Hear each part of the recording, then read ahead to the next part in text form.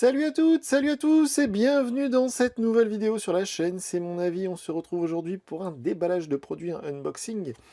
Et ça fait plaisir puisqu'on va enfin retrouver un produit, vous savez, un téléphone renforcé, un rugged phone. Ça fait plusieurs mois qu'on n'en avait pas eu sur la chaîne, alors que l'année dernière on en avait quasiment toutes les semaines. Et ça s'est calmé, hein, ça s'est vraiment calmé, et je pense que tous les constructeurs un peu exotiques, justement comme Ulefone, ils se sont rendus compte que fallait y aller mollo. Donc là, c'est un nouveau modèle, et chose rare quand on déballe et on teste ce genre de produit sur la chaîne, il est déjà disponible, il est déjà en vente, et je vous mettrai le lien sous la vidéo, parce qu'il est déjà référencé sur Amazon, ce qui est très rare sur les produits de ce genre-là. La loi m'oblige à vous prévenir que ce n'est pas une vidéo sponsorisée. Ulefone, ils ne nous ont pas donné d'argent pour qu'on dise du bien du téléphone. Par contre, ils nous l'ont fourni gratuitement. Donc ce modèle, c'est le Armor X16 Pro. Ça coûte 269 €, donc c'est pas très cher. Et la fiche technique est vraiment sympa. Alors d'ailleurs, on a un petit récap ici. Alors évidemment, il est certifié IP68, donc il est résistant à l'eau, hein, ça apparaît évident. Il est résistant aussi aux chutes, ou je sais plus quoi, il a une certification militaire comme quasiment tous les smartphones de ce genre-là. Il a une énorme lumière LED, on verra ça. Un écran 6,5 pouces en 100 Hz, donc c'est du LCD, hein, c'est pas du OLED. Un processeur MediaTek Dimensity 6300 qui fait la 5G. Vous savez, si c'est Dimensity, c'est 5G. Si c'est Helio, c'est 4G.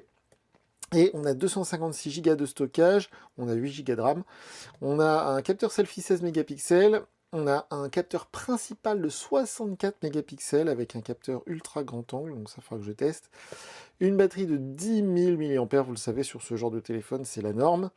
Une recharge plutôt rapide de 33 watts, et il fait le NFC, donc vous pourrez faire vos paiements sans contact à la boulangerie avec ce Ulefone. Alors Ulefone, on n'en a pas souvent. Ils nous envoient rarement des téléphones ou des tablettes, donc là j'étais plutôt content. Il faut savoir que Ulefone, ils sont pas spécialisés, en tout cas ils font pas que des téléphones renforcés. Ils font plein de téléphones, on va dire, normaux. Et c'est souvent lors de mes recherches, quand je cherche des téléphones à tester pour la chaîne, quand je recherche des nouveaux smartphones, et bien souvent je tombe sur des Ulefone. Et c'est souvent des téléphones très accessibles. Donc là, c'est du renforcé, mais ils font plein d'autres modèles, et c'est plutôt une belle marque, hein. Ils vendent quelques millions d'unités par an, donc ils ont des moyens, ils savent faire, et ça fait plaisir. Donc, une belle petite pochette noire. On va voir ce qu'il y a à l'intérieur. Donc on a le guide d'utilisation, le petit outil, ça j'imagine que c'est pour sortir le tiroir SIM. Il faudra qu'on regarde ça ensemble. La carte de garantie, des informations de sécurité et des informations de recharge. Alors ça, c'est assez intéressant, c'est rare qu'on ait ça. Alors, en français, où est-ce que c'est? Espagnol, italien, portugais, allemand, russe, anglais, français. En raison de la limitation de la sécurité aérienne de la batterie, blablabla, veuillez charger l'appareil pendant 30 minutes avant de l'utiliser. Bon, bizarre, d'accord, ok, j'avais jamais eu ça. Et là, ça va faire plaisir à beaucoup de personnes, puisqu'il y a même un truc pour appliquer le verre trempé qui est offert. Vous voyez, il y a un truc exprès qu'on va appliquer, je ne vais pas le faire, mais ça se casse en haut. Et c'est exprès pour être sûr de l'appliquer correctement sur le téléphone. Il y a même le petit trou pour la caméra selfie, c'est plutôt propre. Donc ça, c'est cool. Oh, hop, évidemment, c'est du Android 15, hein, je ne l'ai pas précisé. Oh, c'est super joli. Le téléphone en lui-même, waouh, c'est vraiment sympa. Donc on a un petit récap comme tout à l'heure, là, sur la boîte, de toutes les informations principales. Il est très joli. Il n'a pas l'air si lourd, parce que ça, vous savez, c'est le problème sur ce genre de téléphone, qu'il y a des grosses batteries, hein, 10 000 mAh, c'est énorme. Donc le poids du téléphone, souvent, s'en ressent. C'est un très joli câble, on dirait les câbles des OnePlus, parce qu'il est tout rouge. Et c'est amusant, parce que pour une fois, c'est pas du USB-A vers USB-C, c'est USB-C vers USB-C. Et ce qui est assez rare. Donc c'est plutôt cool.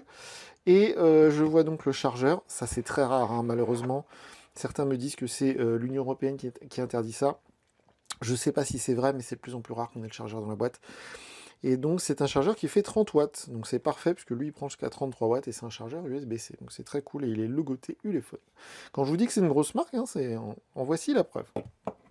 Là, une petite dragonne, parce que quand on utilise ce genre de téléphone, en plus il est assez lourd, ça peut être par exemple dans la montagne ou ce genre de choses, donc il vaut mieux éviter de l'échapper, sinon il peut tomber en bas d'un ravin. Donc voilà, il y a une petite dragonne, ça c'est pareil, un petit accessoire plutôt sympa. Alors le téléphone, on va essayer de regarder ça ensemble.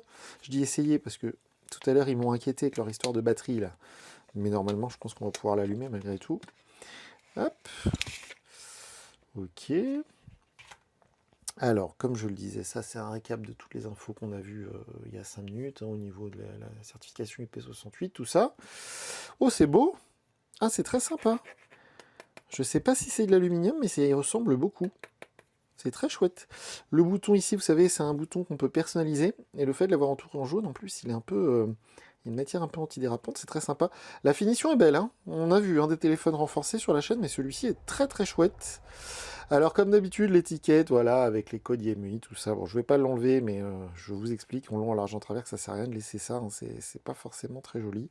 Bon, si, je vais l'enlever quand même parce que c'est moche. Et parce que ça sert à rien, je m'évertue à l'expliquer à chaque fois. Donc c'est vraiment, vraiment bien fini. C'est un beau smartphone renforcé. C'est rare parce que d'habitude c'est tout plastique, un peu design, un peu bonhomme comme ça. Là, je trouve ça un peu plus fin, un peu plus élégant. Le module photo avec les 3 capteurs est assez sympa aussi. Donc la grosse flash dont il parlait là sur le, voilà, ici là. Built-in glare flashlight. C'est ce truc-là. Ça, c'est le flash pour les photos.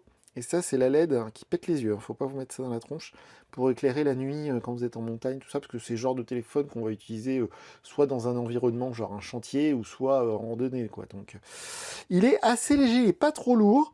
Alors, je sais pas si vous avez vu ici, il y a marqué Designed and Manufactured by Ulefone en bas, là, c'est plutôt chouette. Et il y a les mentions légales européennes qui sont collées ici, du coup. Juste en dessous, c'est... Voilà. Donc, en dessous, justement, on a le haut-parleur ici, le trou pour le micro, la petite vis pour le cache, pour la recharge en USB-C, voilà, qui est ici. On va avoir ici le trou pour la Dragon. Vous allez le passer, c'est comme pour une Switch, hein, c'est pareil. Hein, vous allez passer ce petit câble ici, le faire revenir sur lui-même, voilà.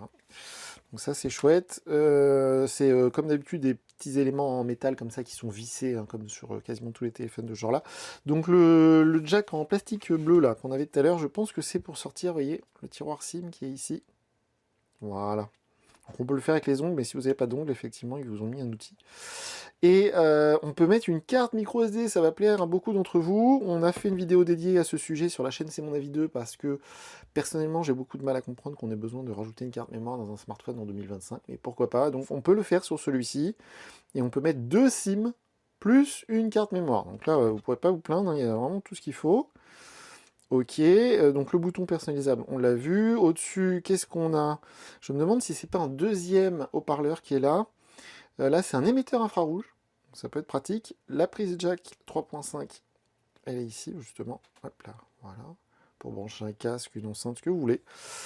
Les boutons du volume, et ça, c'est un bouton qui fait aussi lecteur d'empreinte. Alors, on va enlever la petite protection ici. Alors, sachant que je l'ai mal fait, je crois. Non, si. Parce qu'en fait, normalement, ça, c'est un truc publicitaire, mais en dessous, je crois qu'il y a une protection d'écran. Ouais, voilà. Vous voyez, je l'ai mal fait, donc elle ne s'est pas collée. Elle n'est pas restée sur l'écran, mais il y avait une protection d'écran qui était en dessous le truc publicitaire. Hop, on va mettre ça de côté. Voilà. Et le téléphone en lui-même, on va l'allumer tout de suite. Donc comme je vous disais, c'est un processeur MediaTek Dimensity. Donc ça, c'est très chouette. Ça s'allume immédiatement, donc pas de problème de batterie, contrairement à ce qui était indiqué dans le petit papier qui était là. Donc processeur MediaTek Dimensity 6300. C'est un très bon processeur qu'on a déjà eu sur des téléphones entrée de gamme, on va dire. 8 Go de RAM. Alors eux ils parlent de 16, mais en fait c'est 8 Go de RAM, de la vraie RAM, et 8 Go qui peut aller prendre sur le stockage. Mais bon, ça c'est un peu bidon. Donc 8 Go de RAM avec un bon processeur comme ça, déjà à ce prix-là, même si c'est pas un smartphone renforcé, c'est bien. Vous voyez ce que je veux dire? Et là on est vers les 250 €. Ce processeur-là, plus 8 Go de RAM, plus un écran 120 Hz, déjà c'est cool. Donc en plus il est renforcé. Alors par contre ce que je vais faire, voilà, on va le mettre en français, ok.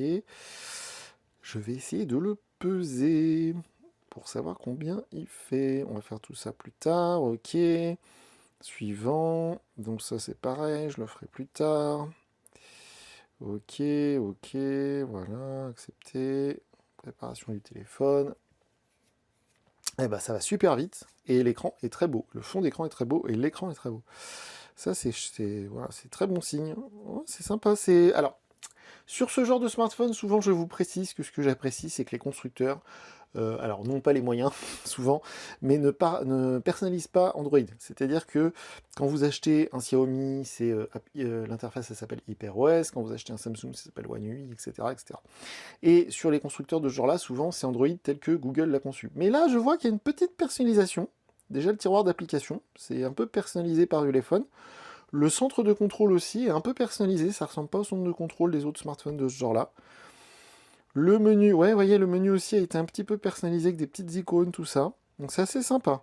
Ça montre aussi les moyens du téléphone. Ouais, rien que la page, votre appareil, vous voyez, elle est personnalisée, c'est plutôt cool. Ça montre les moyens du téléphone parce que sur les autres marques de smartphones renforcés qu'on teste sur la chaîne, souvent c'est Android brut de décoffrage tel que Google le fournit gratuitement à qui le veut. Donc on a un petit récap avec la RAM, le processeur, la version d'Android, tout ça, tout ça. Donc c'est plutôt cool. Franchement, c'est pas mal, hein. Pour un téléphone de ce genre-là, c'est pas mal du tout. Avant de vous laisser, je vais le peser. Je suis curieux de savoir le poids de la bête. C'est le genre d'information qui est rarement présentée par les constructeurs. Et on a déjà vu sur cette chaîne par le passé des téléphones qui faisaient jusqu'à 1 kg. Alors là, je pense pas que celui-ci va faire 1 kg. Mais on va vérifier ensemble. Hop, et on est à presque 400 grammes quand même. Hein. Donc c'est le double du poids d'un smartphone normal. Un smartphone normal, téléphone à 200 €. Aujourd'hui, vous êtes vers les 200 grammes, quelle que soit la marque, quel que soit le modèle. Sur les smartphones renforcés, on en a vu des un petit peu plus légers. Je crois que le plus léger qu'on a testé sur la chaîne, il était vers les 300 grammes. Là, on est à 400 grammes. Bon, on a une grosse batterie de 10 000 mAh. Donc, à voir. Donc, ce que je vais tester, évidemment, l'autonomie, la vitesse de recharge, les performances, les photos. Et puis, d'ici quelques jours, sur la chaîne, je viendrai vous dire en vidéo ce que j'ai pensé de ce téléphone, donc qui s'appelle le Armor X16 Pro. Comme d'habitude, les commentaires sont ouverts sous la vidéo, donc faites-vous plaisir, dites-nous ce que vous en pensez. Si vous avez déjà un smartphone de cette marque-là, si vous avez une bonne ou une mauvaise expérience, n'hésitez pas, c'est fait pour ça. On est présent sur les réseaux sociaux et je vous dis à très bientôt pour une nouvelle vidéo sur la chaîne. Salut!